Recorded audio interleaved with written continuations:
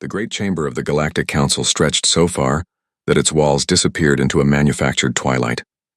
Representatives from 73 species sat in their designated pods, each one floating at a precise height that denoted their species' status in the cosmic hierarchy. The air hummed with translation fields turning the clicks, whistles, and growls of 1,000 different languages into something each species could understand. Ambassador Sarah Chen stood at the center of the chamber floor, a small figure in a simple gray suit. Around her, the council members shifted in their pods with barely concealed amusement. Some made sounds that the translation fields rendered as laughter. Others simply stared at her with their various arrangements of eyes, antennae, and sensory organs. She had just finished reading Earth's formal declaration. The document was short, direct, and according to the council's reaction, utterly ridiculous. "Let me understand this correctly," Speaker Tom Von said, his three-part beak clicking in what passed for a Varian amusement. "Your species, which achieved faster-than-light travel merely 80 of your years ago, wishes to claim exclusive rights to a sphere of space 50 light-years in diameter around your home system." "That is correct," Chen said. Her voice was steady, calm, and carried no hint of the nervousness one might expect from someone representing such a young species before the most powerful political body in the known galaxy. "And you expect all spacefaring species to honor this exclusion zone?" Tom Von's tone made it clear what he thought of the idea. "We expect all spacefaring species to avoid this region." "Yes," Chen replied. The chamber erupted in sounds that the translation field struggled to process. Laughter, certainly. Disbelief. Outrage from some of the more aggressive species who saw this as an insult to the established order. Ambassador Chen waited. She did not fidget. She did not look away from the speaker's pod. She simply stood there, hands clasped behind her back, while the council members expressed their opinions of humanity's audacity. Finally, Tom Von raised one wing arm for silence.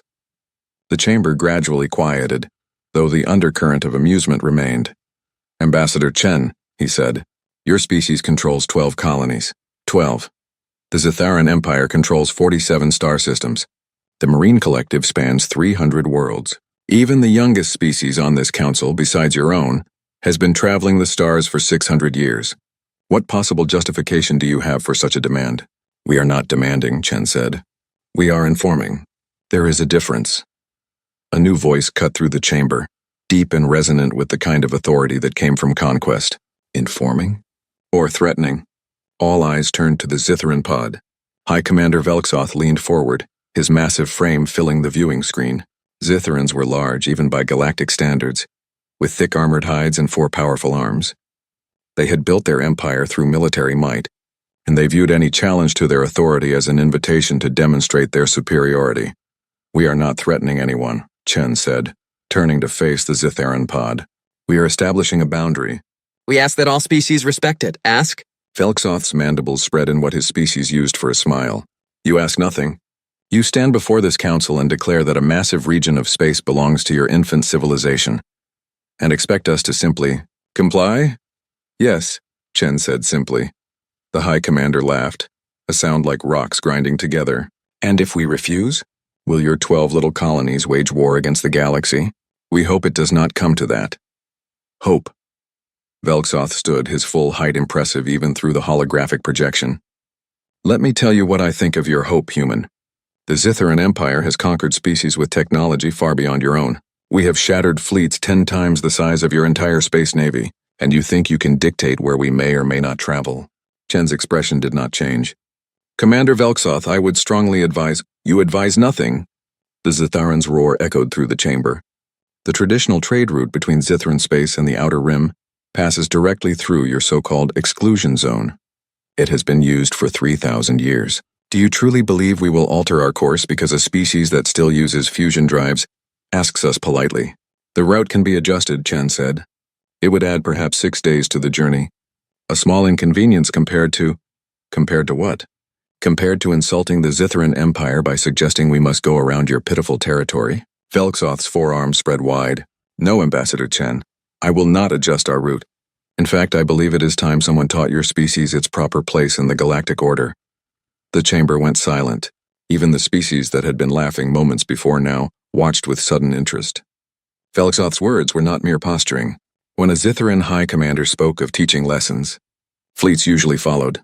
Commander, Tom Von said carefully, perhaps we should discuss this matter in a more diplomatic— There is nothing to discuss, Velxoth interrupted. In 3 of your months, the Zytheran trade fleet will pass through the human exclusion zone on our traditional route. If the humans wish to object, they are welcome to try. I suspect they will learn quickly why young species listen when their elders speak. He cut the transmission. His pod went dark. Chen stood motionless in the center of the chamber. Around her, council members began speaking among themselves. Some seemed troubled by Velxoth's declaration. Others appeared satisfied that humanity would soon be reminded of its place. A few looked at Chen with something that might have been pity. Ambassador Chen, Tom Von said, his earlier amusement gone. The council cannot control the actions of individual empires. If the Zytheran fleet enters your declared exclusion zone, we will not intervene. However, I must warn you that any hostile action against Zytheran vessels will be considered an act of war. The council will not support Earth in such a conflict. We understand, Chen said. Do you? An older voice spoke from one of the higher pods where the eldest and most respected species observed. Ambassador Krial of the Vorden Collective leaned forward, her ancient eyes fixed on the human. Commander Velxoth was not making an empty threat. The Zytheran fleet will include at least 200 warships. Your entire navy numbers what? 40 vessels? And those with inferior shielding and weapons technology? 37 vessels currently operational, Chen confirmed. Then you must see reason, Krial continued, her tone almost gentle. Withdraw your declaration. Apologize to the Zytherans. Perhaps offer them trade concessions. It is not too late to avoid catastrophe. Chen shook her head slowly. We will not withdraw the declaration. Then your people will die, Krial said flatly. Child species, I have witnessed the rise and fall of empires older than your civilization. I have seen what happens when pride outweighs wisdom. The Zytherans will not show mercy. We are not asking for mercy. What are you asking for? Krial demanded. You must want something. No species makes such declarations without purpose. For the first time since entering the chamber, Chen's expression shifted. Something moved behind her eyes. Something that made several of the nearer council members unconsciously draw back. We want to be left alone, she said quietly. That is all we have ever wanted. We spent 10,000 years fighting ourselves, destroying ourselves, nearly ending ourselves a dozen times over. We finally unified. We finally looked up at the stars and decided to join the galaxy peacefully. And in 80 years we have been invaded twice. Had our trade ships seized 7 times and watched 3 of our colonies demand protection payments from species who see us as easy targets because we are young. Her voice remained calm, but the words cut through the chamber like a blade. We are tired, Chen continued. We are tired of being tested. We are tired of being viewed as prey. We are tired of explaining that we simply want to develop in peace. So we are drawing a line, a clear line. And we are telling the galaxy as politely as we know how not to cross it. Or what? Velxoth's voice returned, his pod lighting up again. Apparently he had been listening. What will you do, human? Your weapons are primitive. Your shields are weak. Your ships are slow. What possible threat do you pose? Chen turned to face his pod one final time. We told you what we want, Commander. We told you where our boundaries are. We told you what would happen if you cross them. If you choose not to listen, that is your decision. She paused, and her next words dropped into the chamber like stones into still water. But do not say you were not warned. She bowed slightly to Speaker Tom Von, turned and walked toward the chamber exit. Her footsteps echoed in the silence. Pathetic, Velxoth muttered. 3 months, human. 3 months. And your exclusion zone will be revealed for the fantasy it is. And perhaps after we have passed through your space unopposed, your species will learn humility. Chen stopped at the door. She did not turn around. 3 months, she agreed. Then she left. The council chamber remained quiet for a long moment after she departed. Finally, Tom Von spoke. Are there any other matters to discuss? Wait! The voice came from an unexpected source. Ambassador Ylrene of the Corvin Dominion rose from his pod. The Torvins were an ancient species, peaceful by nature, known more for their philosophy than their military might. I must speak. Ambassador Ylrene? Tom Von sounded surprised. I have studied the humans, Ylrene said. It is my hobby, you might say. I have read their history, their literature, their philosophy. I have watched how they behave. And? Velxoth sounded bored. And I would urge caution, Ylrene said carefully. Humans are different. Different how? Krial asked. Ylrene seemed to struggle with his words. They are a species that spent 90% of their existence at war with themselves. They developed nuclear weapons and pointed them at their own cities. They created diseases that could kill billions and stored them in laboratories. They invented ways to poison their own atmosphere, boil their own oceans, crack their own planet's crust, and yet they never quite destroyed themselves. They came close dozens of times, but something always pulled them back from the edge. What is your point? Velxoth demanded.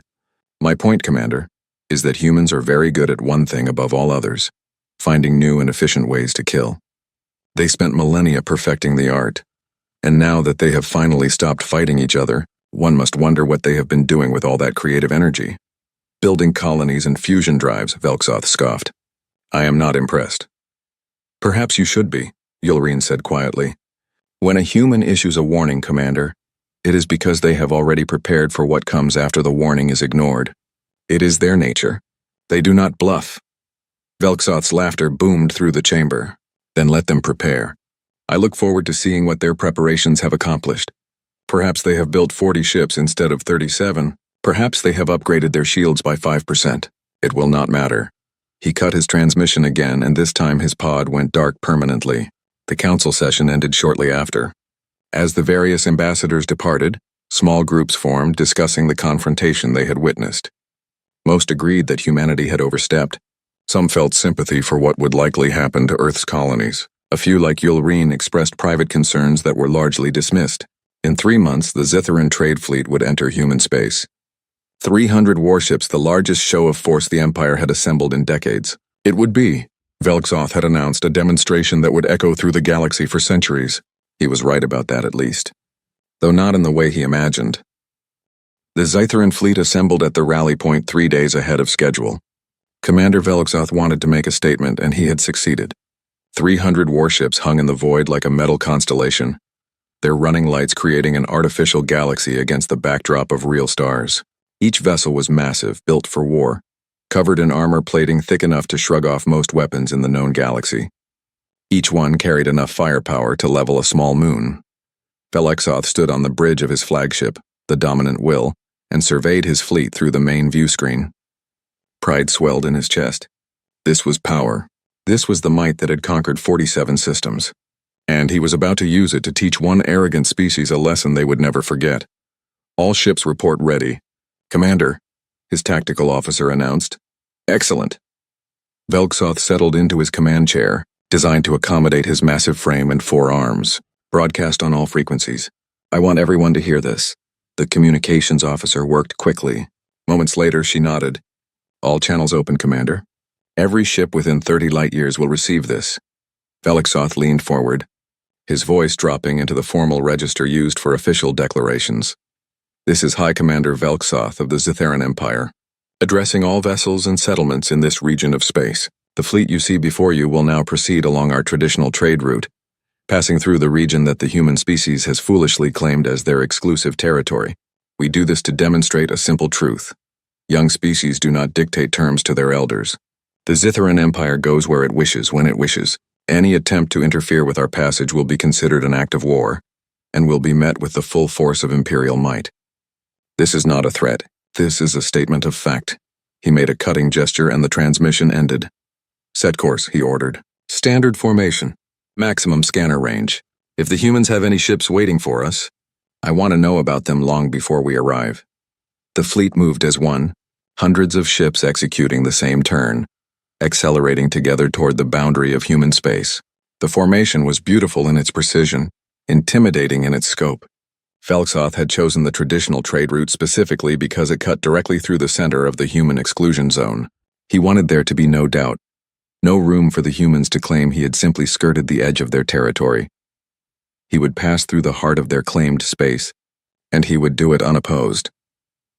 The journey to the boundary took 6 hours at standard fleet speed. Velxoth spent the time reviewing tactical reports and deployment plans. He did not expect the humans to actually oppose him, but if they did, he wanted the response to be overwhelming and immediate. A quick, decisive defeat would serve as a better lesson than simply passing through unopposed. Commander, his sensor officer called out, we are approaching the boundary coordinates specified in the human declaration. Any sign of human vessels? No, sir. Scanners show empty space ahead. No ships, no stations, no defense platforms, nothing. Velxoth felt a mixture of satisfaction and disappointment. satisfaction that his assumptions had been correct. The humans had nothing with which to enforce their ridiculous claim. Disappointment that there would be no actual confrontation, no opportunity to demonstrate Zitharan superiority in combat. Continue forward, he ordered. The fleet crossed the invisible line that marked the boundary of the human exclusion zone. Velxoth noted the exact moment in the ship's log. Let the historians record that the Zitharan Empire had treated human demands with the contempt they deserved. Space looked exactly the same on both sides of the boundary. The same distant stars, the same empty void. The human exclusion zone was just like any other region of space, devoid of anything special or dangerous. Maintain course, Velxoth said. Estimated time to cross the exclusion zone? At current speed, approximately 8 days, Commander, his navigation officer replied. Very well. I want scanner sweeps every 10 minutes. If a single human ship approaches, I want to know about it immediately. The first 3 hours passed without incident. The fleet moved steadily deeper into the exclusion zone, maintaining perfect formation. Velxoth walked through the various sections of his flagship, inspecting the crew, ensuring readiness even though he expected no actual combat. In the command center of the dominant will, tactical displays showed the positions of all 300 ships, each one exactly where it should be. Velxoth allowed himself a moment of satisfaction. This would be remembered. The day the Zitharan Empire proved that human warnings were empty threats. Then the sensor officer spoke up. Commander, we have a contact. Single ship, small, approaching from galactic north. Velxoth moved quickly to the sensor station. Analysis?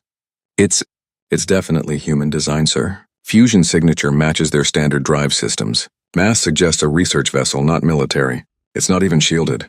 A research vessel? Velxoth frowned. Hail them. The communications officer worked for a moment. They're responding, Commander. Putting them on screen.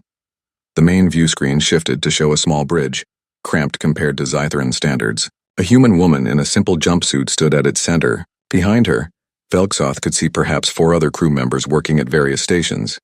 This is Captain Maria Torres of the research vessel Cassandra, the woman said. Her voice was tired, as if she had been through this conversation before. You are currently in violation of Earth's exclusion zone. Turn back now. This is your final warning. Velxoth stared at the screen in disbelief. Then he began to laugh. Around the bridge, his crew joined in. Your final warning? He repeated. Captain Torres, look around you. 300 warships, each one capable of destroying your vessel with a single shot. And you issue warnings? Torres nodded slowly. I see your ships, Commander. They're very impressive, but I'm still telling you to turn back. Or what? Velxoth's amusement faded. What will you do with your little research ship? Ram us. I won't do anything, Torres said. But if you continue forward, something else will. Please, Commander, turn back. Take the long route. Add 6 days to your journey. It's such a small price to pay. The only price that will be paid today is the one for your arrogance, Velxoth growled. You have 30 seconds to move your ship out of our path, or we will move it for you. Torres closed her eyes for a moment. When she opened them, Velxoth saw something unexpected in her expression. Not fear, not even anger, just sadness. Then I'm sorry, she said. I'm sorry we couldn't convince you.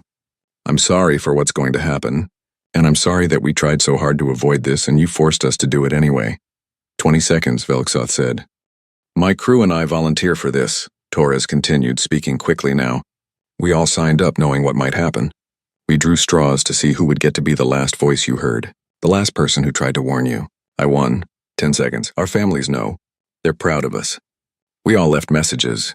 Mine said, Fire, Velxoth commanded.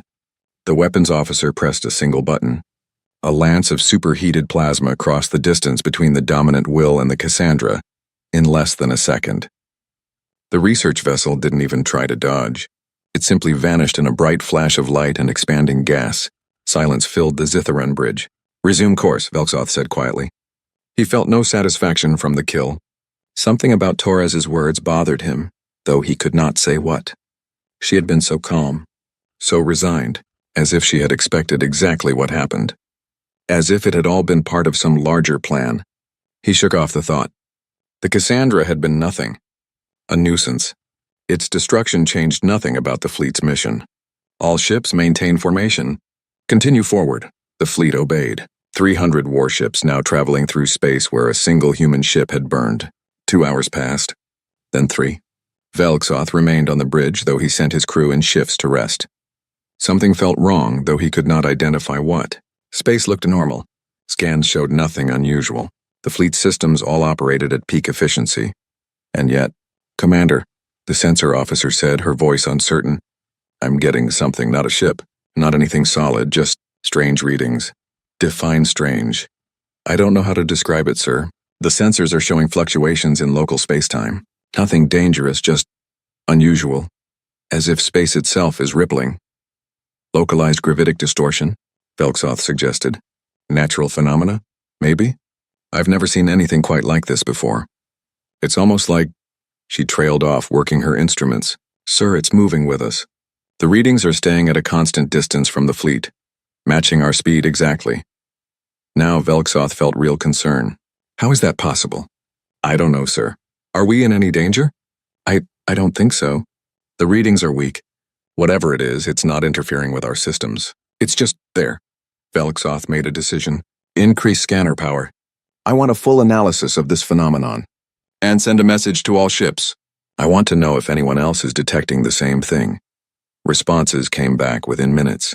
Every ship in the fleet reported similar readings. The phenomenon surrounded them. A strange rippling in space itself that seemed to follow their movement. Could it be a sensor malfunction? Velksoth asked. Across 300 ships, sir?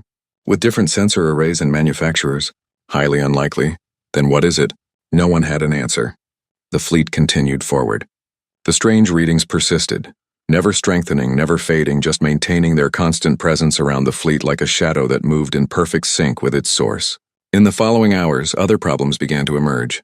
Small things at first, minor glitches in navigation systems, brief power fluctuations, communication delays between ships that should have been instant. Nothing serious. Nothing that would normally cause concern. But added together, they created an atmosphere of unease that spread through the fleet. Velksoth ordered a full diagnostic of all systems. The results showed nothing wrong. Every ship's computer confirmed that all systems operated within normal parameters. The glitches continued anyway, as if something was affecting the fleet in ways the diagnostics couldn't detect. Commander, his communications officer said nervously. The Relentless, one of our destroyers on the outer perimeter. They've gone silent. Velksoth spun to face her. Silent? Define silent. No response to hails, sir. They're still on sensors, still in formation, but they're not responding to any communication attempts. Jamming? No indication of jamming, sir. The channel is clear. They're just not answering. A cold feeling settled in Velksoth's chest. Send a message to the ships nearest to the Relentless. Have them make visual contact. I want to know what's happening over there. He waited, watching the tactical display. The Relentless continued moving in formation, maintaining exact position relative to the rest of the fleet. Its engines were clearly working. Its systems appeared online. So why weren't they answering? Sir, the communications officer said, her voice shaking now. The ships we sent to check on the Relentless, they've gone silent too. The cold feeling in Velksoth's chest spread. How many? 2 destroyers, sir. The Iron Fang and Stormbreaker. Both were moving toward the Relentless to establish visual contact. Both stopped responding about 30 seconds ago. Velksoth stared at the tactical display. 3 ships, all shown as green icons, all apparently functioning normally, but none of them responding. Are they still moving? Yes, sir. Still maintaining formation perfectly. Then who's piloting them? No one answered. Velksoth made a decision he knew he might regret. Halt the fleet. All stop now. The order rippled through the ships. 300 vessels began reducing speed, coming to a relative stop in empty space. 300 vessels, except for 3. The Relentless, Iron Fang, and Stormbreaker continued forward, maintaining their original course and speed, pulling ahead of the rest of the fleet. They're not responding to the stop order, the navigation officer said unnecessarily. Velksoth watched as the 3 ships grew smaller on the tactical display, moving away from the fleet. He waited for them to stop, to turn around, to do something that indicated living beings controlled them. They did nothing. They just kept moving forward, deeper into the exclusion zone, until the distance grew too great for visual contact. Commander, the sensor officer whispered. They just vanished. What?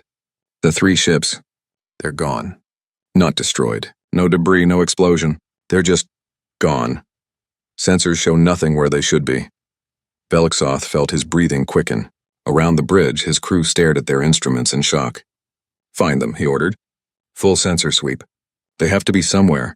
They searched for an hour, Long-range scanners, short-range scanners, visual searches, everything they could think of. 3 destroyers, each carrying 200 crew members, had simply vanished from existence. And somewhere in his mind, Velixoth heard Captain Torres's voice again. I'm sorry for what's going to happen. What had the humans done? What had he led his fleet into? Commander Velixoth had not slept in 36 hours. He stood on the bridge of the dominant will, staring at tactical displays that made less sense with each passing hour. Around him, his crew worked with quiet desperation, searching for answers that refused to appear. The fleet had lost 47 ships. Not destroyed, not damaged, simply gone as if they had never existed at all. One moment they appeared on sensors, maintaining perfect formation. The next moment, empty space, no explosions, no debris fields, no distress calls, nothing. The disappearances followed no pattern Velixoth could identify. Ships on the outer perimeter vanished. Ships in the center of the formation vanished. Large battle cruisers and small frigates disappeared with equal frequency. The only constant was that once a ship went silent, it was already too late. Within minutes, sometimes seconds, it would simply cease to exist. Report, Velixoth demanded. His voice was hoarse from shouting orders and demanding explanations that no one could provide. Fleet count stands at 253 vessels, Commander, his tactical officer said. She looked exhausted. Her scales had lost their normal sheen and her hands trembled as she worked her console. We have lost 6 more ships in the past hour, 6 ships. More than 1,200 crew members, gone. Damage reports? No damage to report, sir. Ships that have not disappeared are all showing green across the board. All systems nominal. That was perhaps the most terrifying part. The ships that remained were fine. Perfect even. No system failures, no battle damage, no signs of any external threat. Crews reported feeling uneasy, uncomfortable, as if they were being watched. But the ships themselves functioned flawlessly, right up until they vanished. What about the sensor readings? The spatial distortions we detected earlier? Intensifying, Commander. The rippling effect is much stronger now. Some of our sensor technicians are reporting unusual feedback patterns. They describe it as if space itself is alive around us. Velixoth felt his mandibles tighten with stress. That's not scientifically possible. No, sir. It's not.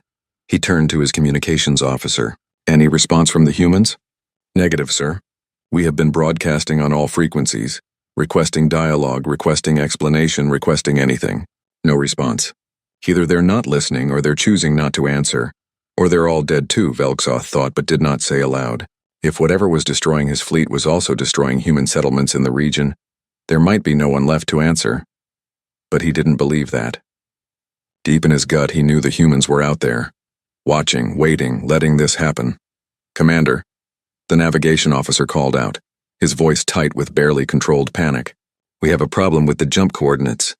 What kind of problem? I've been calculating jump vectors to get us out of this region. Multiple routes, different destinations, everything I can think of. But every calculation, no matter where I set as the destination, shows us jumping deeper into the exclusion zone. Velixoth crossed the bridge in 3 strides. Let me see. The navigation officer brought up his calculations on the main display. Velixoth studied them, his own training in spatial mechanics allowing him to follow the complex mathematics. His officer was right. Every jump vector, regardless of the intended destination, curved back toward the center of the human exclusion zone. As if space itself had warped, creating a gravitational well that pulled everything toward a single point. This is impossible, Velixoth said. This would require manipulating space-time on a massive scale. The energy requirements alone would exceed anything we've ever seen, the navigation officer finished. Yes, sir. But the math doesn't lie. We cannot jump out of this region. We're trapped. The word hung in the air like a death sentence, trapped. Then we travel the old way, Velixoth decided. Plot a course using sublight engines. We'll return to the exclusion zone boundary the same way we came in. Already tried that, sir. Ships that have attempted to reverse course have disappeared faster than those that maintained original heading. It's as if moving backward triggered something. Then we go forward. Forward is toward the center of the zone, sir. Deeper into human space, Velixoth wanted to scream. Instead, he forced his voice to remain steady. Are you telling me that we can only move in one direction? Toward the heart of Earth's territory? It appears that way, sir. A new voice spoke from the communication station. Commander, we're receiving a transmission. Human frequencies. Every head on the bridge turned. Finally, after hours of silence, the humans were making contact. Put it through, Velixoth ordered. The main view screen lit up, but it did not show a human face. Instead, simple text appeared, white letters on a black background. The translation field struggled for a moment, then rendered the message in Zitharan script. You were warned. That was all. 3 words. Then the transmission ended. Velixoth stared at the screen long after it went dark. Around him, his crew sat in silence. Respond, he finally said. Tell them we acknowledge their message. Tell them we request immediate communication to negotiate terms for our departure. The communications officer worked quickly. Message sent, sir. They waited. 5 minutes, 10:20. No response came. Sir, the tactical officer said quietly. We've lost 3 more ships while we waited. Velixoth's 4 hands clenched into fists. His breathing came in short, sharp bursts. He had led his fleet into this nightmare. He had ignored the warnings. He had destroyed the Cassandra and mocked Captain Torres's final words, and now his people were paying the price.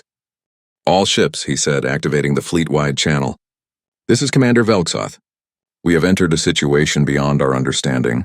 Whatever is affecting us appears to be some form of human defense system. We cannot jump to safety. We cannot reverse course without accelerating the rate of ship losses. Our only option is to continue forward and hope we can reach the far boundary of the exclusion zone before... He didn't finish the sentence. Before what? Before they all vanished? Before the entire fleet ceased to exist? Maintain tight formation, he continued. All ships are to report any anomalies immediately. Navigation.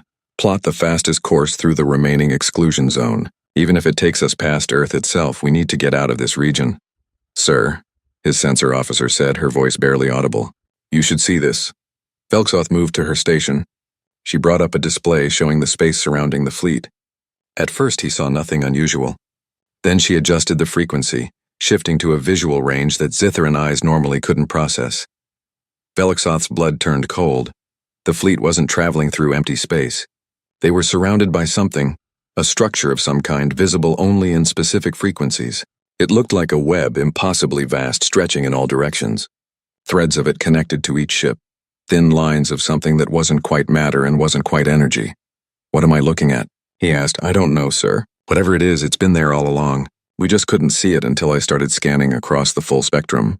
I think it's some kind of field. Or network. It surrounds us completely. And the ships that disappeared? She brought up recorded data from just before one of the vanishings. On the screen, Velixoth watched as the thread surrounding one of his destroyers suddenly brightened, pulsed with light, and then contracted. The ship seemed to fold in on itself, geometry twisting in ways that hurt to look at, and then it was simply gone. The threads remained for a moment, then faded as if satisfied with their work. It's eating them, the sensor officer whispered. The field, or whatever it is, it's consuming our ships. Velixoth felt true fear for the first time in his military career. He had fought in dozens of battles, faced death more times than he could count, but he had always understood his enemy. Ships could be fought, weapons could be countered, even overwhelming odds could be faced with courage and tactics. But this? How did you fight space itself? How did you counter an enemy you couldn't see, couldn't target, couldn't even comprehend? Commander! The communications officer's shout pulled him from his thoughts. We're receiving another transmission. From the humans? No, sir. From the Endless Conquest, Captain Thren's battlecruiser. They report seeing something. Put them through. Captain Thren appeared on screen. He was older than Velixoth, a veteran of countless campaigns, and Velixoth had never seen him look frightened before. He looked frightened now. Commander, I don't know how to describe this. My crew is reporting visual anomalies, things moving between the ships, shadows where there should be none. And sir, 3 of my crew members have disappeared from sealed sections of the ship. Disappeared? Inside the ship? Yes, sir. We have video footage. One moment they're walking down a corridor. The next moment they're just gone. Like they walked through a door that doesn't exist and never came back. Before Velixoth could respond, another alert sounded. Multiple ships reporting similar incidents, the tactical officer said, her voice shaking. Crew members vanishing from inside their ships. Equipment disappearing. Some vessels report entire sections going dark, and when teams go to investigate, those sections are empty. Completely empty, as if everything that was there, including the investigating teams, simply ceased to exist. The situation was deteriorating faster than Velixoth could process. It was no longer just ships disappearing.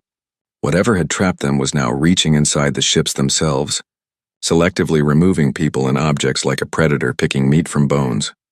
All ships, implement lockdown protocols, Velixoth ordered. knowing even as he spoke that it would accomplish nothing.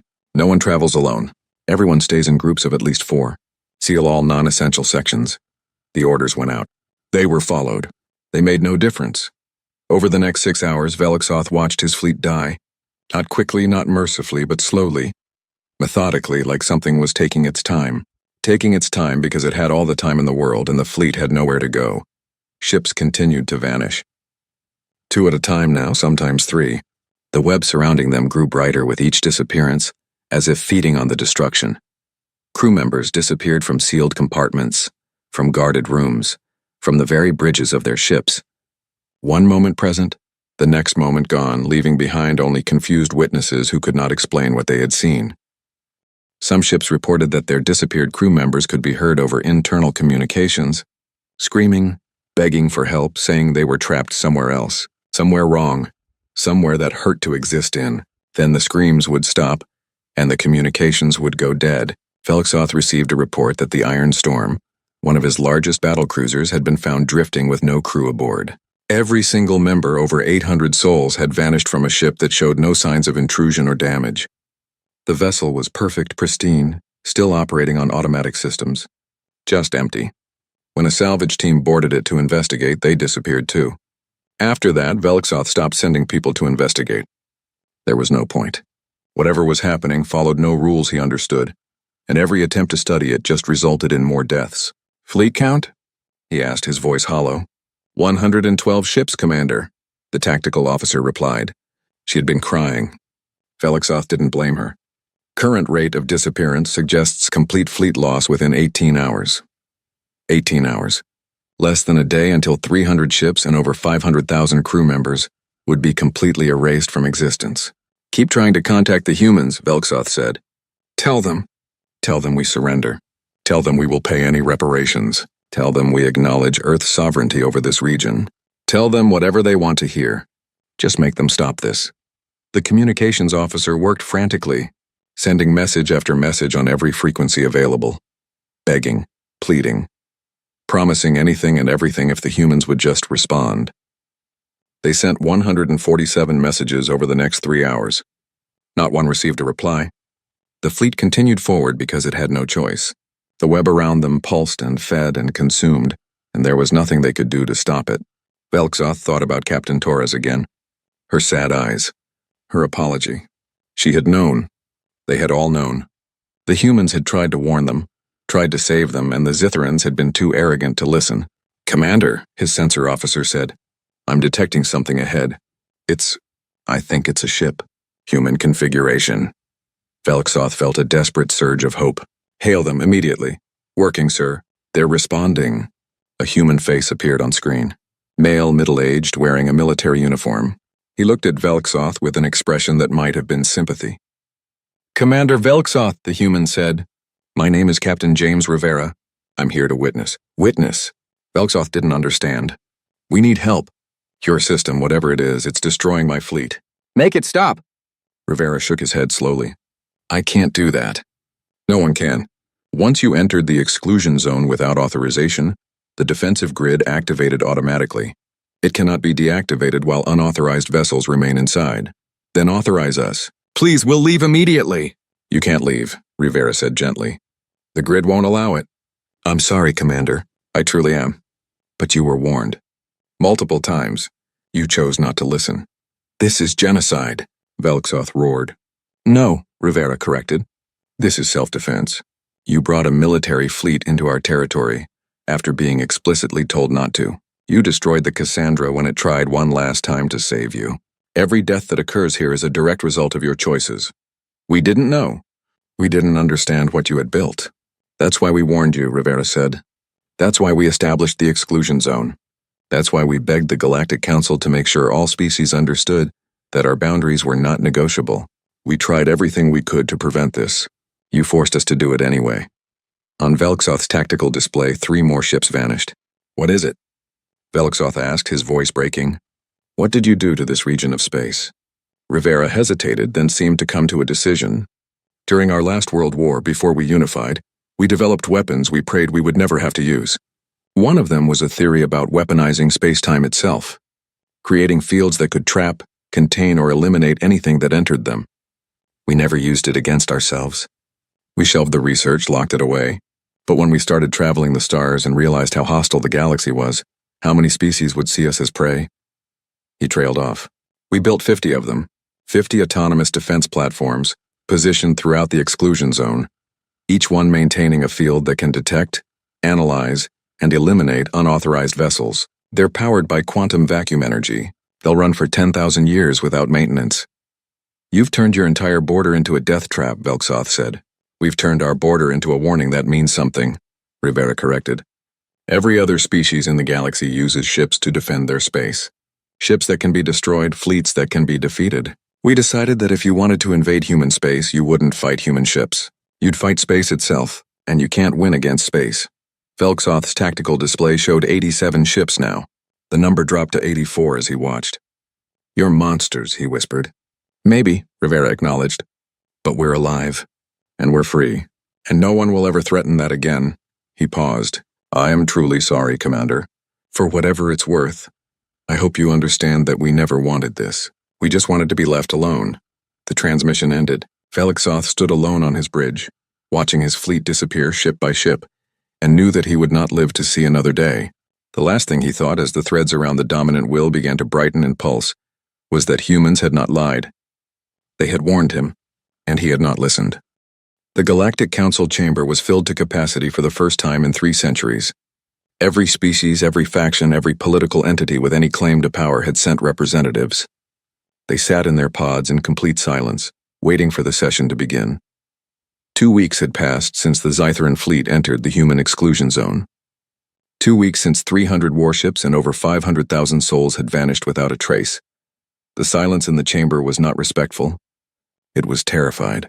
Speaker Tomvan rose from his pod, his 3-part beak trembling slightly as he spoke. This emergency session of the Galactic Council is now convened. The matter before us is the complete disappearance of the Zytheran Imperial Trade Fleet, last known position within the territorial region claimed by the human species of Earth. He paused, as if gathering courage for what came next. Ambassador Chen of Earth has agreed to address the Council. I remind all present that this is a diplomatic inquiry, not a trial. All species are requested to maintain decorum and allow the ambassador to speak without interruption. Sarah Chen entered the chamber through the main doors. Walking alone across the vast floor to the center position, she looked exactly as she had 3 months earlier, wearing the same simple gray suit, her expression calm and unreadable. She did not look like someone who had just committed what might be the greatest mass killing in galactic history. Ambassador Chen, Tomvan said carefully, the Council requests information regarding the fate of the Zytheran fleet. Can you provide us with answers? Yes, Chen said simply. The single word sent a ripple of reaction through the chamber. She was not denying involvement. She was not claiming ignorance. Just yes, then please, Tomvan said. Tell us what happened. Chen looked around the chamber, making eye contact with various representatives. When she spoke, her voice carried clearly to every pod. The Zytheran fleet entered our exclusion zone despite multiple warnings. They were informed of the boundaries. They were told not to cross.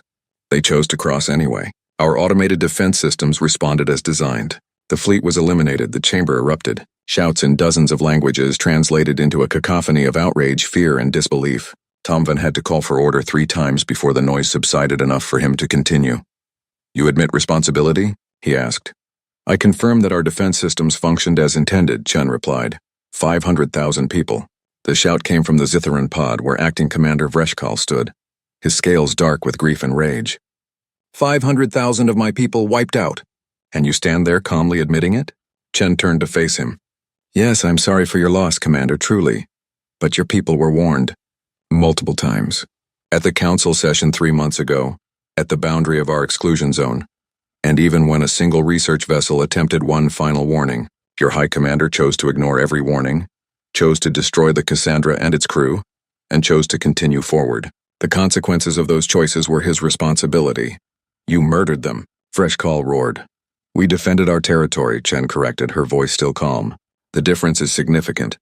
This council must condemn these actions. Vreshkal looked around the chamber seeking support. We cannot allow one species to claim the right to destroy entire fleets without consequence. Today it is Zytherans. Tomorrow it could be any of you. He had a point, and many council members were nodding. But others looked uncertain. Afraid even, Ambassador Creole of the Vorden Collective spoke up, her ancient voice cutting through the tension. Ambassador Chen, I have a question that I believe speaks to the heart of this matter. You say your defense systems responded as designed. What exactly are these defense systems? How did they eliminate 300 warships so completely that we have found no debris, no survivors, no trace whatsoever? Chen was quiet for a moment, as if considering how much to reveal. If we explain our defensive capabilities, she finally said, we will be sharing classified military information with the entire galaxy. That is not something we do lightly. However, given the circumstances, Earth's government has authorized me to provide a limited disclosure. She pressed something on a device she carried, and holographic displays appeared above her, visible to the entire chamber. They showed complex equations, three-dimensional models of spatial geometries, and schematics that looked more like abstract art than technology. During our final global conflict, before Earth unified, multiple nations developed theoretical weapons based on manipulating space-time itself. The research was dangerous, ethically questionable, and ultimately shelved. When we began exploring the galaxy and realized the level of aggression we would face, we revisited that research. We spent 60 years perfecting it, 20 years building the actual platforms. The result is what we call the exclusion net. She manipulated the display, showing a three-dimensional map of the exclusion zone. 50 points of light appeared, distributed throughout the region. 50 autonomous platforms, each one generating a field that extends throughout the exclusion zone. The fields overlap, creating a net of warped spacetime. When unauthorized vessels enter the zone, the net activates. And does what? Creole pressed. It isolates them, Chen said.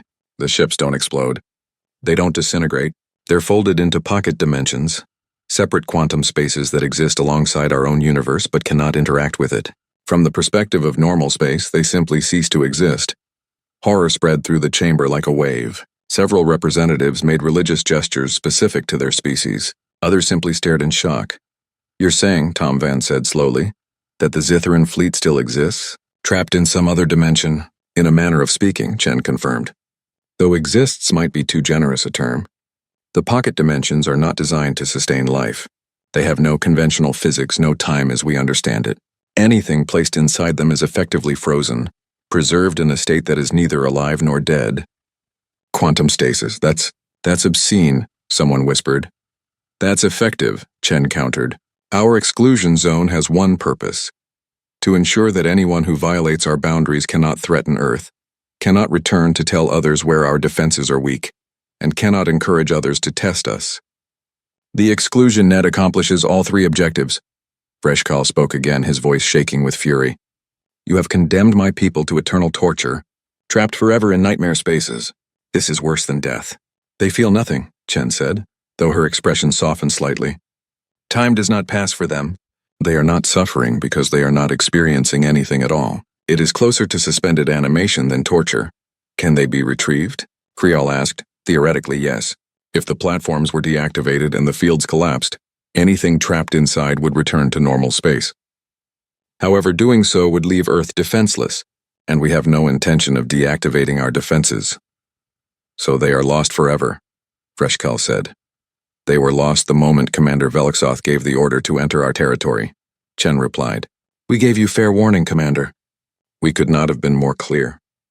Your High Commander gambled that we were bluffing, that a young species could not possibly have developed weapons capable of stopping a Zithran fleet. He was wrong. That is tragedy, certainly. But it is not murder. The council chamber fell silent again. Representatives looked at each other, and in those looks a understanding passed between them. Fear, respect, a fundamental recalculation of how they viewed humanity. Tom Von cleared his throat.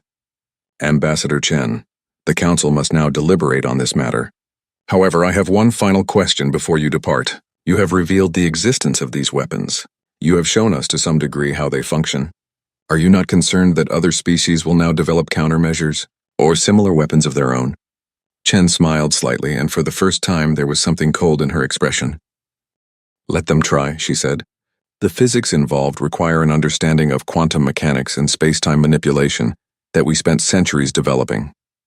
Even with the information I have shared today, it would take most species hundreds of years to replicate our work. And by then, our defenses will have evolved. The exclusion net is first-generation technology, Speaker. We are already working on second- and third-generation systems. She let that sink in for a moment. But more importantly, we hope that no one will try. We hope that today's revelation will serve as a permanent warning to the galaxy. Earth has boundaries. Those boundaries are absolute. Cross them and you will not be fought. You will simply cease to exist in any meaningful way. We don't say this as a threat. We say it as a fact. Test us and you will share the Zitharan fleet's fate. And if the Council decides that your actions constitute a war crime, Vreshkal demanded, if we vote to sanction Earth, to demand you dismantle these weapons? Chen's smile faded. Then we will politely decline and withdraw from the Galactic Council. We joined this organization hoping for peaceful coexistence and mutual respect. If the Council cannot provide that, if our desire for simple sovereignty is viewed as aggression, then we have no place here. We will return to Sol System, seal our borders completely and have no further contact with galactic civilization. You would isolate yourselves? Krial asked. Cut off all trade, all cultural exchange, all diplomatic relations? If necessary, yes, Chen said. We survived 10,000 years alone on one planet. We can survive another 10,000 alone in one star system. It would be a loss, certainly, but it would be preferable to being constantly tested, constantly threatened, constantly told that our boundaries do not matter because we are young. She looked around the chamber one final time. We came to the stars hoping to find friends, she said quietly. We found predators, so we learned to be something that predators avoid. That is not the story we wanted to write, but it is the story you forced us to write. We gave you every opportunity to respect our borders. The Zitharan Empire chose differently. The consequences of that choice are not our responsibility. With that, she bowed slightly to Speaker Tom Van and walked toward the exit. Wait, a voice called out.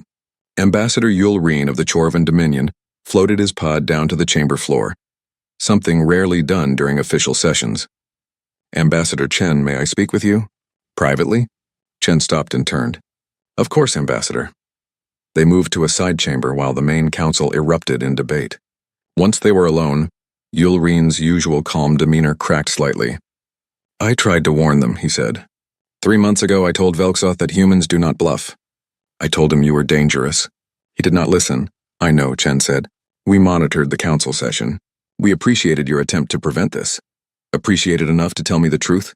Yul Reen asked. What you told the council today about pocket dimensions and quantum stasis, that was a simplification, was it not? There is something more to your exclusion net. Chen studied him for a long moment, then nodded slowly. Yes, something more. Will you tell me? Why do you want to know? Because I study humans, Yul Reen said. It is my life's work to understand your species. And what I have learned is that humans are very good at one thing: escalation. You never build just one weapon. You build layers, backup plans, systems within systems. The exclusion net is terrifying, yes, but I do not believe it is the only thing protecting your borders. Chen's expression revealed nothing, but her silence confirmed his suspicion. I will tell you this, she finally said. The platforms I described, the ones that fold ships into pocket dimensions, those are defensive systems. They respond to intrusions, but we also have offensive capabilities. Weapons that can reach out across any distance and target anyone who threatens us. We have never used them. We hope we never have to, but they exist. Hidden somewhere in your exclusion zone? Hidden everywhere in the galaxy, Chen corrected. We have had 80 years to prepare, Ambassador Yul Reen. 80 years to plant seeds, establish contingencies, and ensure that Earth's survival does not depend solely on defending one region of space. We are cautious by nature. Some would say paranoid. Perhaps they are right. But paranoia has kept us alive. Yul Reen felt a chill run through him. You are saying that Earth could strike back at any species, anywhere, at any time? We are saying that anyone who harms Earth would come to regret it, Chen replied. We do not advertise this capability because we do not want to use it. But if pushed, if truly threatened, we will do whatever is necessary to ensure our survival. That is the real lesson of the exclusion net, Ambassador. Not that we can defend our borders, but that we have thought about every possible threat, every possible scenario, and we have prepared responses for all of them. She moved toward the door, then paused. Thank you for trying to warn them, she said. I genuinely mean that. The galaxy needs voices like yours, voices that advocate for caution and understanding. I hope that in time more species will listen to such voices. Until then, we will maintain our borders and hope that the Zitharan fleet's fate serves as warning enough. She left, leaving Ambassador Yulreen alone with the terrifying understanding of what humanity had become.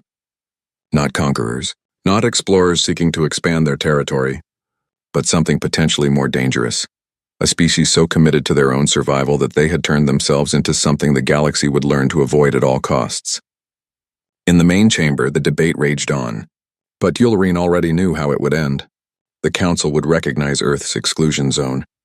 They would condemn the loss of life. They would file formal protests and demand future transparency. And then they would do absolutely nothing, because no one wanted to find out what other weapons humanity had prepared. The Zitharan Empire had tested Earth's resolve and paid the ultimate price.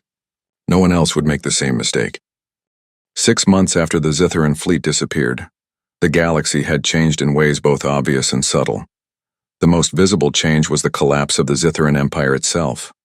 Without their military leadership, without the fear that had held their conquered territories together, the empire simply fell apart. 47 systems that had been held under Zitharan control for generations rose up simultaneously.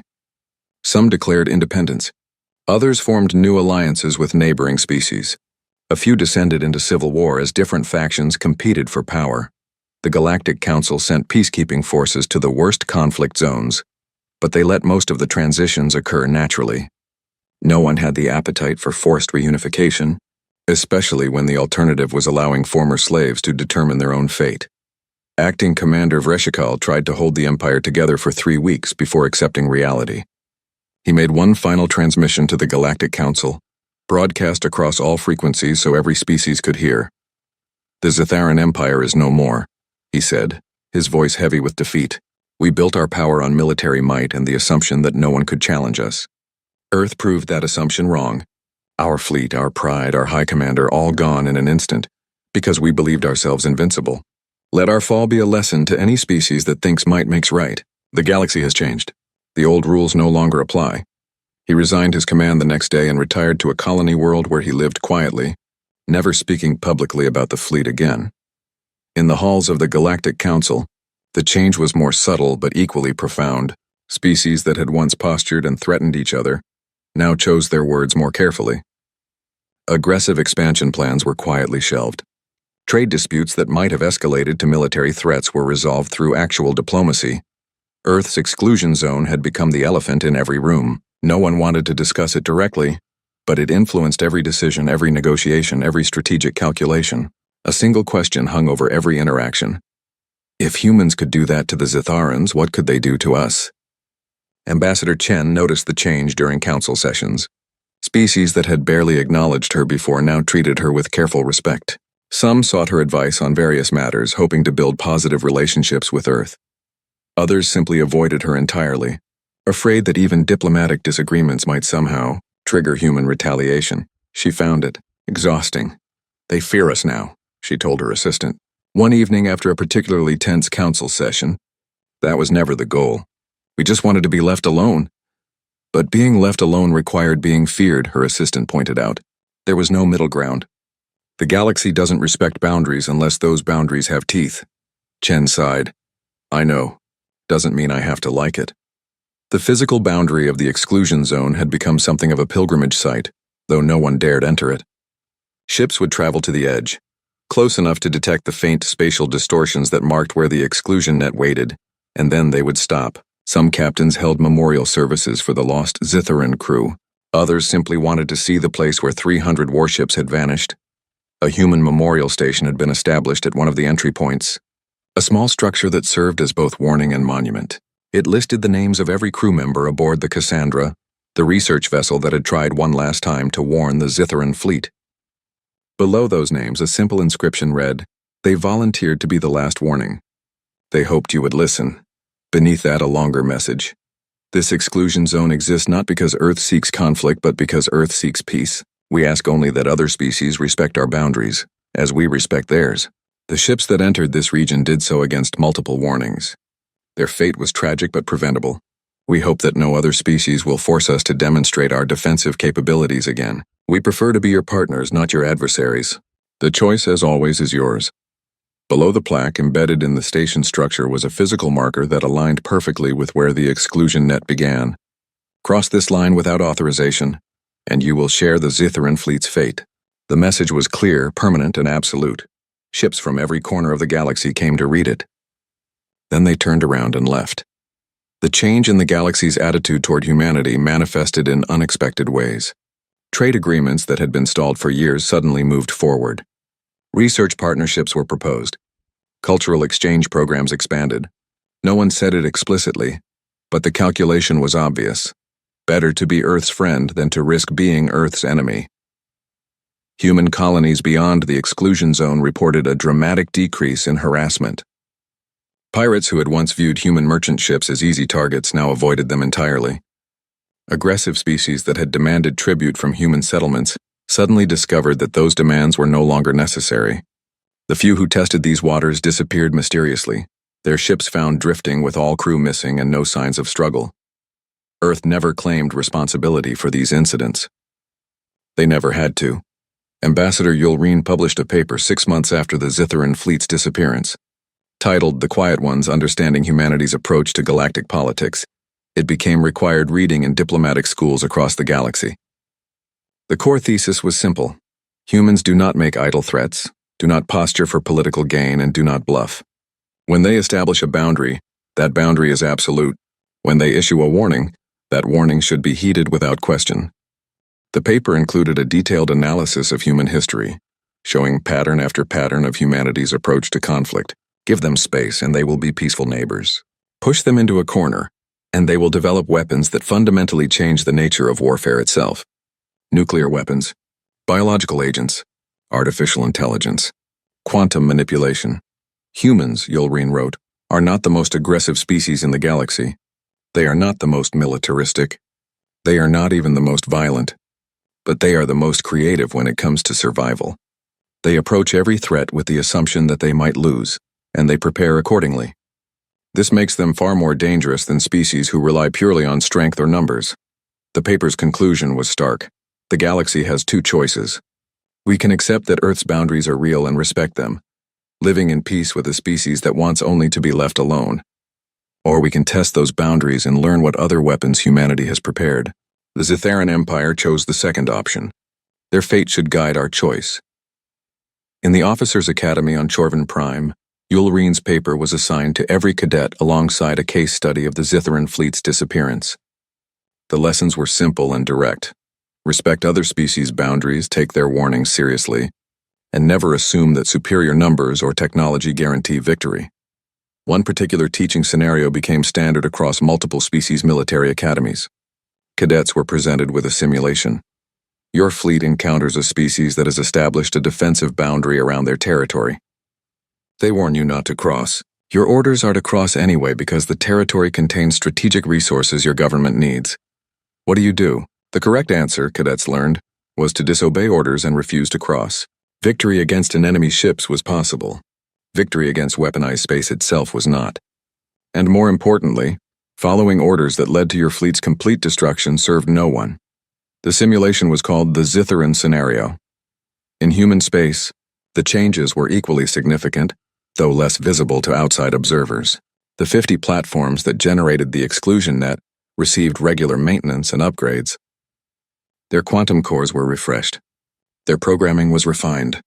New countermeasures were developed to address theoretical vulnerabilities, but the platforms themselves remained largely unchanged. Because they worked perfectly as designed, the real development was happening elsewhere. Ambassador Chen had told Yulreen the truth when she said Earth had offensive capabilities hidden throughout the galaxy. What she had not told him was the scale of that program.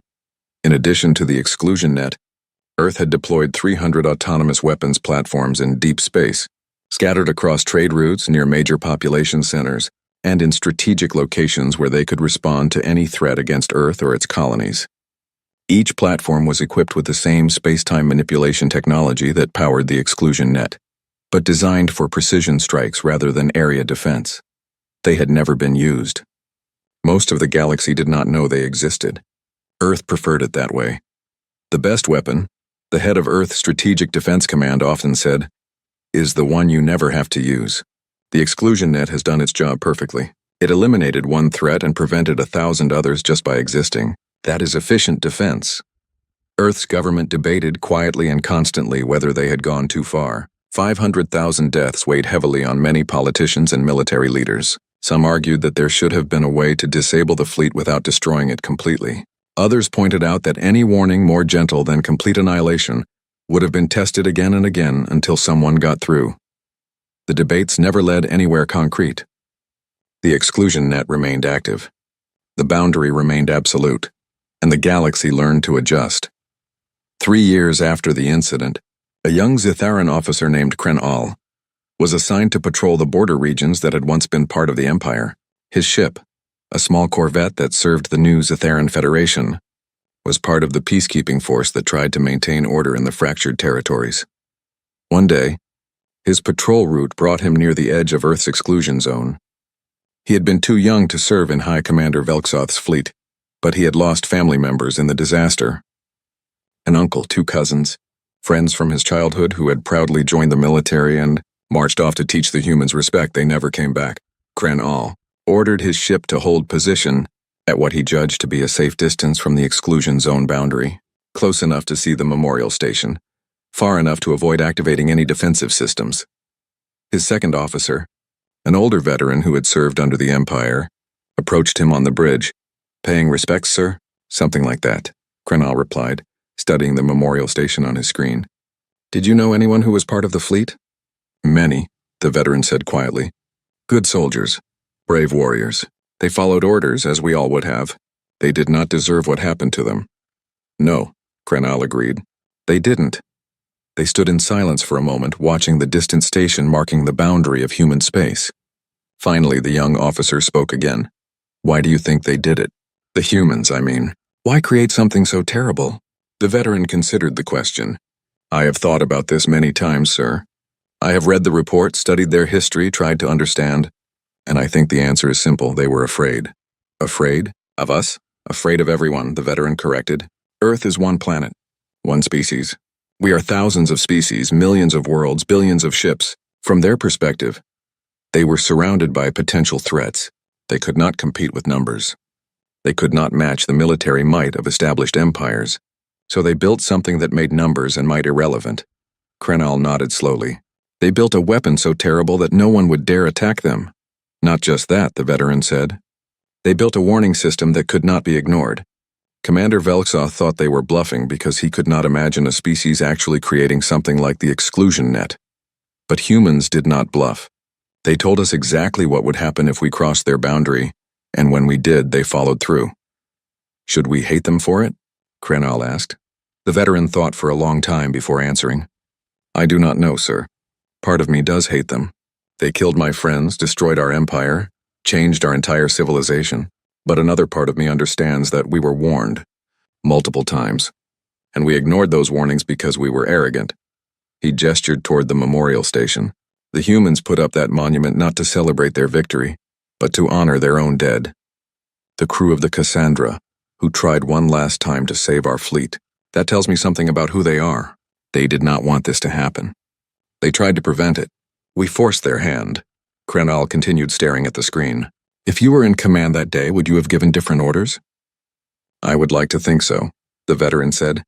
"I would like to believe that I would have listened to Captain Torres, turned the fleet around and accepted the longer route. But I served under the old empire, sir. I was trained to view compromise as weakness.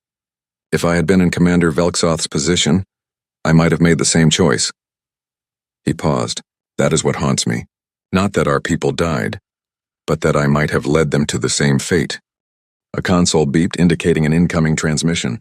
The communications officer looked up. "Sir, we're being hailed. Human vessel, approaching from inside the exclusion zone." Kren Al felt his heart beat faster. On screen. The view screen changed to show a human woman in a military uniform. She looked young, perhaps the same age as Kren Al himself. "This is Lieutenant Sarah Kim of the Earth Defense Force vessel Sentinel. You are currently positioned near the boundary of Earth's exclusion zone. Is there a problem we can help you with?" Her tone was polite, professional, showing no hostility. Kren Al gathered himself. "No problem, Lieutenant. My name is Officer Kren Al of the Zitharan Federation Corvette New Dawn. We are on routine patrol. I lost family members in the incident 3 years ago. I wanted to see the memorial." Lieutenant Kim's expression softened. "I understand. I'm sorry for your loss, Officer Kren Al. You are welcome to remain at your current position as long as you need. The memorial is there for anyone who wishes to pay respects. Thank you. Krenal hesitated, then asked the question that had been weighing on him. Lieutenant, do you know anyone who served on the Cassandra? Kim nodded. Captain Torres was my instructor at the academy. She taught navigation and first contact protocols. She volunteered for the mission knowing she would not survive it. She believed that if your fleet saw humans willing to sacrifice themselves to deliver one final warning, it might make Commander Velksoth reconsider. But it didn't, Krenal said. No, it didn't. Kim's expression was sad. Captain Torres knew it was unlikely to work, but she felt she had to try. That was the kind of person she was. Your people honor her memory? Very much so. There is a statue of her at Earth's orbital station, and every cadet studies her final transmission. We teach that good defenders do not want to kill. They want to warn. Captain Torres embodied that principle.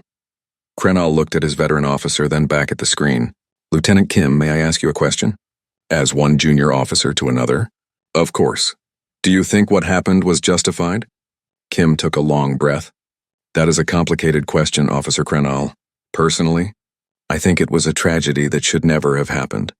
500,000 deaths is not something to celebrate, but I also understand why our government created the exclusion net. We studied galactic history. We saw what happens to young species that cannot defend themselves. They get conquered, enslaved, or destroyed. Earth chose a fourth option. Make ourselves so dangerous that no one would dare try. She paused, choosing her next words carefully.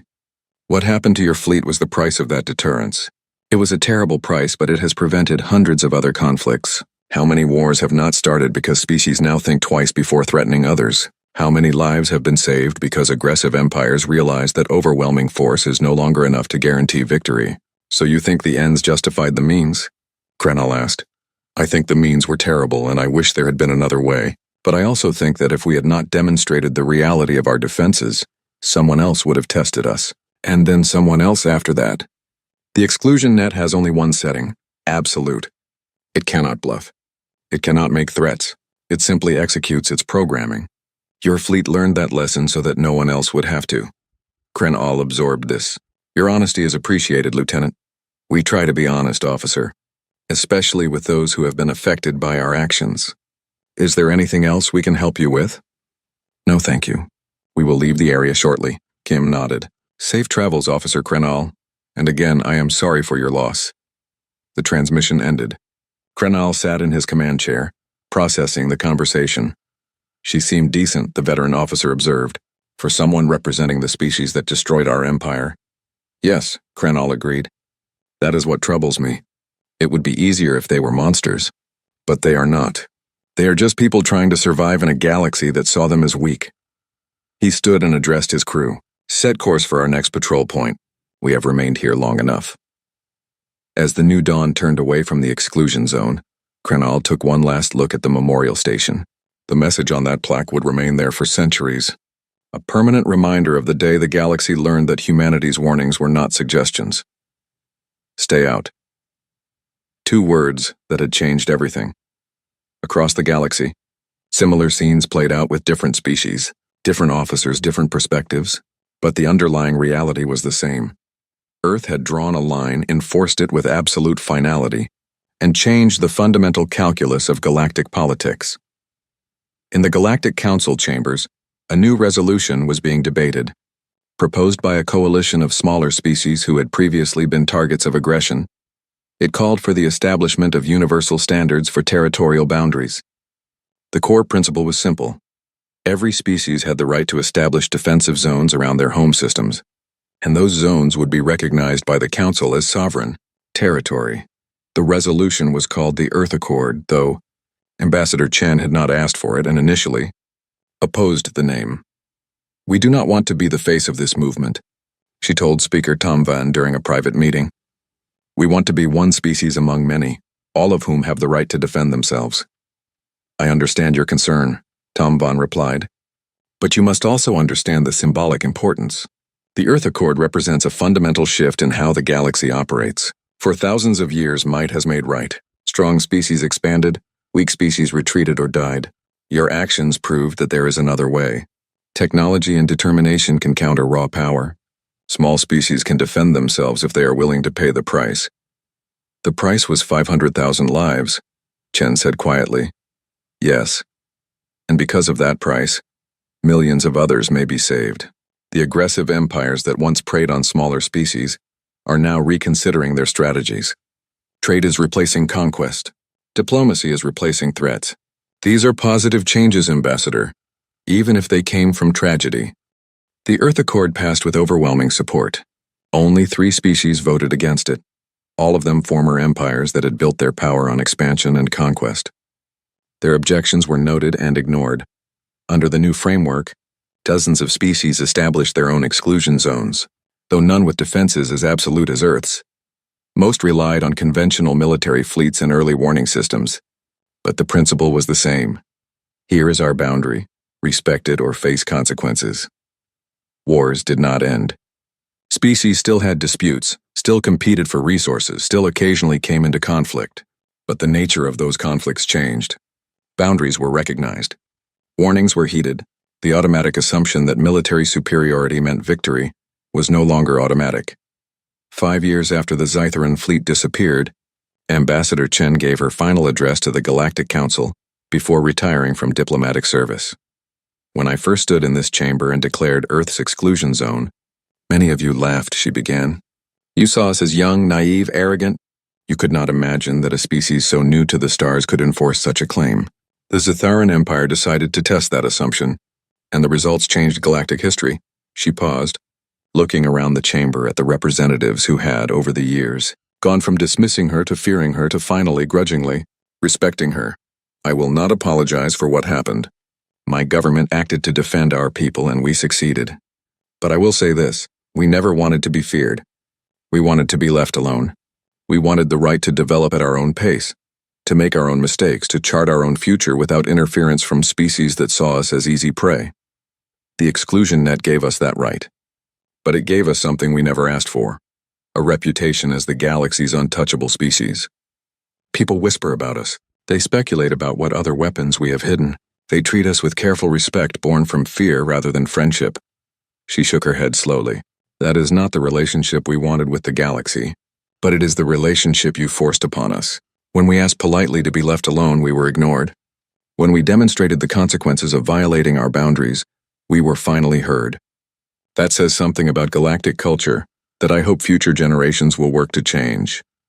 The Earth Accord is a step in the right direction. Recognizing every species' right to defend their home systems creates a foundation for mutual respect. But respect based on fear is fragile. Real respect comes from understanding, from cultural exchange, from seeing each other as partners rather than threats. She smiled slightly.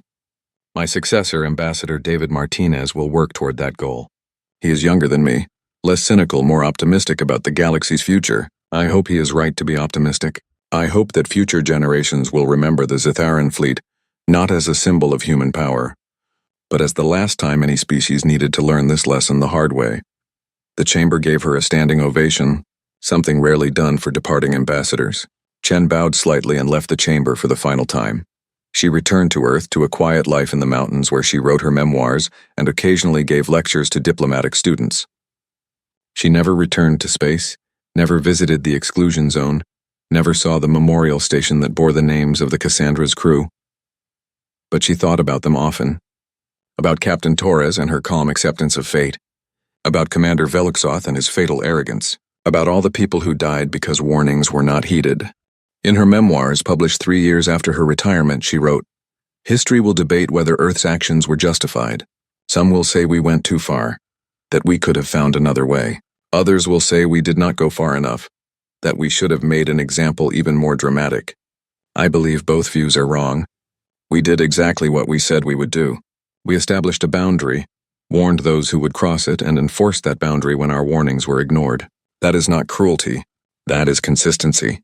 And in a galaxy where might often makes right, sometimes consistency is the most powerful weapon of all." 10 years after the incident, the memorial station at the edge of the exclusion zone received an unexpected addition. The Zytheran Federation, working with several other species who had lost people to various conflicts, erected a second monument next to the Earth one. This monument listed every name from the Zytheran fleet, 500,000 names engraved on plates of metal that would last for millennia. Below the names, a simple inscription. They followed orders. They believed in their cause. They ignored warnings and paid the ultimate price. Let their sacrifice teach us that pride and power are not substitutes for wisdom. Let their memory remind us that every action has consequences. Let their name stand as a warning to future generations. Listen when others establish boundaries. Respect when others say no. And understand that your strength does not give you the right to ignore the sovereignty of others. On the day the monument was unveiled, ships from 30 different species gathered at the boundary. No one entered the exclusion zone. They simply came to witness, to remember, and to acknowledge the lesson that had been taught. A human delegation attended, led by Ambassador Martinez. He gave a brief speech, his voice carrying across the assembled ships via broadcast. We gather here not to celebrate victory or mourn defeat, but to acknowledge a moment in history when the galaxy changed, he said. The names on this monument represent people who died because boundaries were not respected. Their deaths were preventable. Their sacrifice was unnecessary, but their legacy is that no future generation should have to learn this lesson again. He paused, then continued. Earth extends its condolences to the Zitharan Federation and to all species who lost loved ones in this tragedy. We hope that in time, the galaxy will evolve beyond the need for such demonstrations. We hope that future generations will respect boundaries not because of fear, but because it is the right thing to do. Until that day comes, the exclusion net remains active. The boundary remains absolute, and the warning remains clear. He gestured toward both monuments. Let these stand together. Human and Zitharan, warning and memorial, a reminder of what happens when pride meets consequence, and a hope that such reminders will eventually become unnecessary. The ceremony ended. The ships dispersed. The monuments remained, twin sentinels marking the place where 300 warships had entered and never returned. Years passed, then decades. The galaxy continued turning. Species rose and fell, conflicts erupted and resolved. But Earth's exclusion zone remained constant, unchanging, absolute. Ships passed near it regularly, following trade routes that had been adjusted to go around the boundary. Captains pointed it out to new crew members, telling the story of the Zitharan fleet, making sure everyone understood why the detour was necessary. See that region? They would say, gesturing toward the zone on navigation displays. That's human space. Stay out, the boundary is real. The warnings are not suggestions. And if you think you're the one who will be the exception, remember that the Zitharan Empire thought the same thing. In Earth's military academies, the incident became required study for all officers, not as a celebration of defensive capabilities, but as a cautionary tale about the costs of deterrence. Students learned about the exclusion net's development, its deployment, and its terrible effectiveness. They also learned about the price: 500,000 lives, the collapse of an empire, and the burden of being forever known as the species that turned space itself into a weapon. The final exam question was always the same. Given the choice to do it over, knowing what you know now, would you still authorize the exclusion net's deployment? There was no correct answer. The question was designed to make students think about the weight of command decisions, about the difference between capability and action, about the responsibility that came with power. Most students answered yes, citing the decades of peace that followed and the lives saved by deterrence. Some answered no, arguing that there should have been a way to defend Earth without such catastrophic consequences. A few answered, I don't know, acknowledging that some decisions are too complex for simple judgments. All three answers received full marks. 50 years after the incident, a young historian from a species that had not yet existed as a spacefaring civilization when the Zitharan fleet disappeared, came to interview one of the last surviving officers from Earth Strategic Defense Command, who had been involved in the exclusion net's creation. Do you regret it? The historian asked. Building something so destructive? The old officer, her hair now white and her hands shaking with age, considered the question for a long time. Every day, she finally said.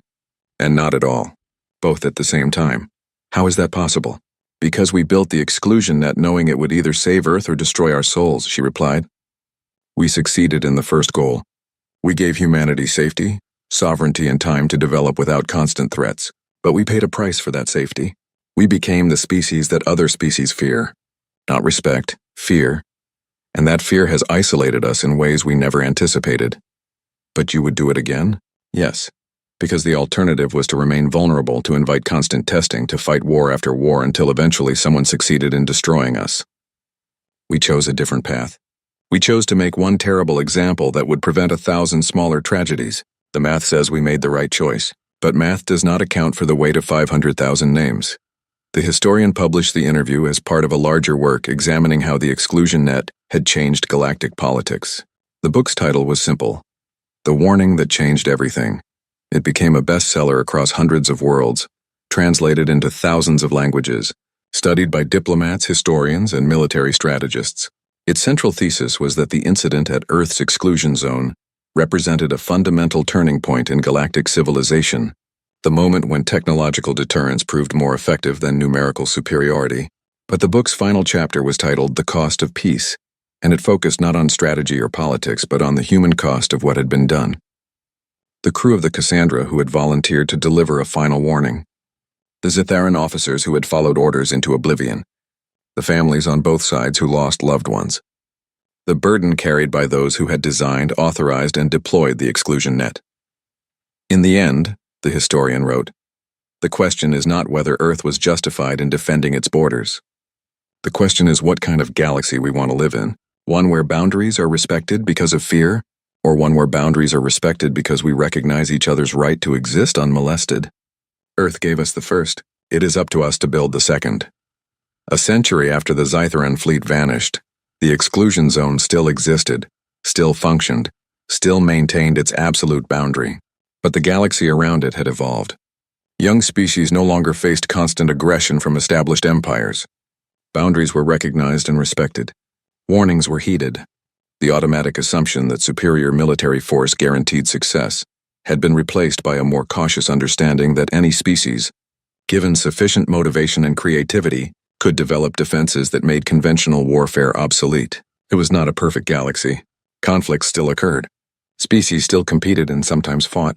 But the nature of that competition had changed, and the change could be traced directly to a simple message that still stood at the edge of human space: stay out. 2 words that had taught the galaxy a lesson it would never forget. In Earth's capital, in a quiet garden dedicated to peace, stood a monument that few outside humanity ever saw. It listed the names of everyone who had been involved in creating the exclusion net, from the scientists who developed the theory, to the engineers who built the platforms, to the politicians who authorized deployment. Below the names, a final inscription: We did what we believed necessary to ensure humanity's survival. History will judge whether we were right. We can only hope that future generations will live in a galaxy where such weapons are no longer needed. Until that day, we stand guard. We maintain the boundary, and we remember the price of peace. Above the monument, the stars shone down, silent and eternal, marking the paths of countless ships that traveled the galaxy, all of them carefully avoiding one small region of space where 300 warships had entered and never returned. The warning remained. The boundary stood, and the galaxy had learned to listen.